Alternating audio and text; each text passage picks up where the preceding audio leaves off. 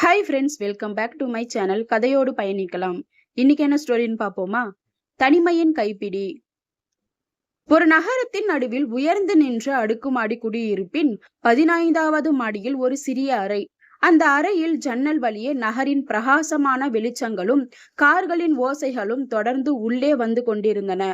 ஆனால் அந்த அறையின் மௌனத்தை அவை ஈடு செய்ய முடியவில்லை. அந்த அறையில் ரவி தனியாக இருந்தார். அவருக்கு வயது 70 கடந்து விட்டது. காலங்காட்டில் முட்கள் நகர்ந்தபடி இருந்தன. அதே போல அவரது வாழ்க்கையும் நகர்ந்து கொண்டிருந்தது. ஆனால் அந்த நகர்வு எந்த இலக்கையும் நோக்கியது அல்ல, வெறும் நகர்வு. அவரது கைகளில் பழைய ஒரு ஆல்பம் இருந்தது. அதை திறந்து பார்த்த பொழுது இளமை திரைப்படம் ஒன்று போல அனைத்தும் நினைவுக்கு வந்தன. மனைவியுடன் சேர்ந்து எடுத்த புகைப்படங்கள், குழந்தைகள் பிறந்த நாளில் எடுத்த சிரித்த முகங்கள், குடும்பத்தோடு சேர்ந்து சென்ற விடுமுறை பயணங்கள். ஒவ்வொரு புகைப்படமும் ஒவ்வொரு கதையை சொன்னது. அந்த கதைகள் அனைத்திலும் சிரிப்பும் கலகலப்பும் பேச்சும் நிறைந்திருந்தன. ஆனால் இப்பொழுது அந்த ஆல்பமே மௌனத்தின் கதையை சொல்லிக் கொண்டிருந்தது. மனைவி இறந்து 10 வருடங்கள் ஆகின்றன. மகன் அமெரிக்காவில் குடும்பத்தோடு வசித்தார். மகள் பெங்களூரில் வேலையில் மும்பரமாக இருந்தாள். வாரத்தில் ஒரு முறை போனில் பேசுவார்கள். அப்பா, சரியாக சாப்பிடுகின்றீர்களா?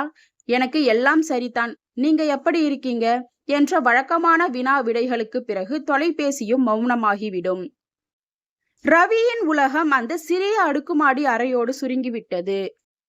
காலையில் எழுந்தால் தினசரி செய்தித்தாளை படிப்பார். மாலையில் டிவியில் போட்டிகளை பார்ப்பார். ஆனால் அந்த செய்திகள், அந்த போட்டிகள், அந்த நிகழ்ச்சிகள் அனைத்தும் அவரை விட வேறொரு உலகத்தை சேர்ந்தவை போல் தோன்றும். அவருக்கும் அந்த உலகத்திற்கும் இடையே ஒரு தெளிவில்லா கண்ணாடி இருப்பது போல் தோன்றும். சில சமயங்களில் பழைய நண்பர்களுக்கு போன் செய்ய முயற்சிப்பார். சிலர் பதில் அளிப்பார்கள்.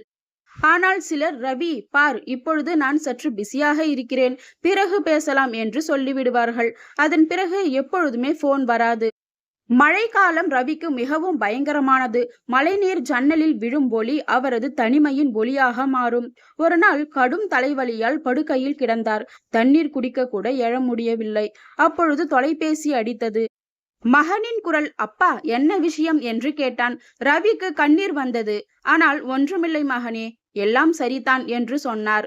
தன் பிரச்சனைகளால் குழந்தைகளின் வாழ்க்கையில் கவலை உருவாக்க கூடாது என்று விரும்பினார். அன்று இரவு ரவி ஜன்னல் அருகே நின்று கொண்டு கீழே நகரத்தின் பிரகாசமான வெளிச்சங்களை பார்த்தார். ஆயிரக்கணக்கான மக்கள், ஆயிரக்கணக்கான வீடுகள், ஆயிரக்கணக்கான கதைகள். ஆனால் அந்த பிரகாசத்தின் நடுவே அவர் மட்டும் தனியாக நின்றார். இந்த நவீன உலகத்தில் மிகப்பெரிய முரண்பாடு இதுதான். மக்கள் தொடர்பு கொள்ள எத்தனையோ வழிகள் இருக்கின்றன.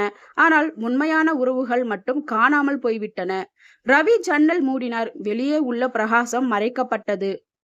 அறை மீண்டும் மௌனமாகியது. அந்த மௌனம்தான் அவரது தனிமையின் குரல். அது பேசவில்லை, அழவில்லை, முறைக்கவும் இல்லை. அது வெறுமனே இருந்தது. அந்த வறுமையின் எடை அந்த சிறிய அறையை விட பெரியதாக இருந்தது. தனிமை என்பது யாரோ ஒருவர் தனியாக இருப்பது மட்டுமில்லை. தனிமை என்பது நினைவுகளின் கூட்டத்தில் நடுவே தற்பொழுதைய மௌனத்தில் வாழ்வதாகும். அது ஒரு நிறைவான வாழ்க்கையின் இதயத்தில் ஏற்படும் வெறுமையின் குழி.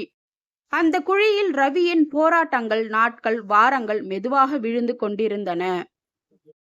இதே போல சூப்பரான ஸ்டோரிஸ் கேட்கணுமா? அப்ப என்னோட சேனலை சப்ஸ்கிரைப் பண்ணிக்கோங்க. அடுத்த ஸ்டோரியில சந்திக்கலாம். பாய்.